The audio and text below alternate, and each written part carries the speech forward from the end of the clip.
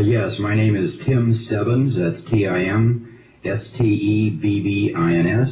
and I'm representing myself.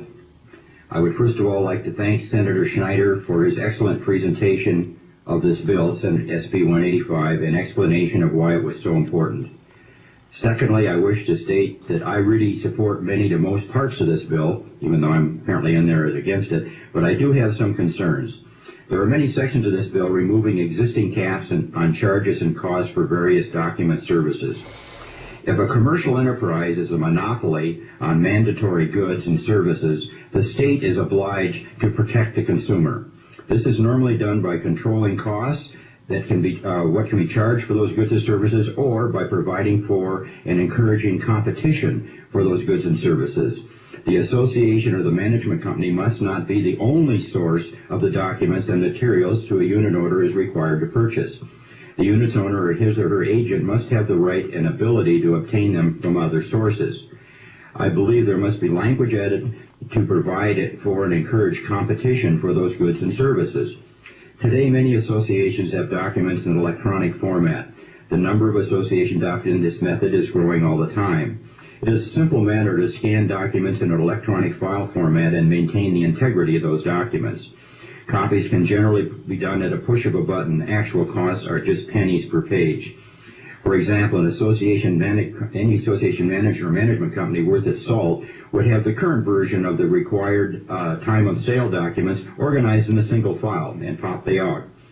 We have heard testimony of how creative accounting can be and is used intentionally to inflate so-called actual cost to unrealistic levels, from the cost of the office coffee to the burden labor of the supervisor, all used to determine actual costs. These type of shenanigans should not be tolerated by the state and certainly should not be imposed on units owners. Obtaining documents by units owners should be a service and not a profit center. One way to organize or to encourage competition would be to require the organization or management company to make the required documents available for loan to the unit's owner or his or her agent in electronic format on a CD or DVD or in hard copy, but at no cost to the homeowner. The unit's owner or his or her agent can then take those materials to any commercial private enterprise of their choice and have them reproduced in electronic form or hard copy as desired. The loan materials would then be returned to the association or management company. Confidentiality would not be an issue because once the unit owner has the copies, one way or another, he or she is free to do with them as they want. This would protect the unit's owners from exorbitant unfair fees from the association or management company, plus it may stimulate the association or management company to establish their costs to be more competitive. In either case, the unit owner benefits. Do I have any time left? 2 minutes. 2 minutes, okay, good. Secondly, I would like to add that I'm in favor of removing all the transfer fees as proposed in this bill. I support the testimony of Senator Schneider that they are unfair. We heard testimony about how homeowners in my community of over 7,144 homes passed an amendment with over 70% approval of such fees. This was seemingly to show how unit owners support transfer fees in an argument against them in 185. I believe it is very important to know what was not said about our community. I do not like half-truths and distortions, and from those we should be able to trust.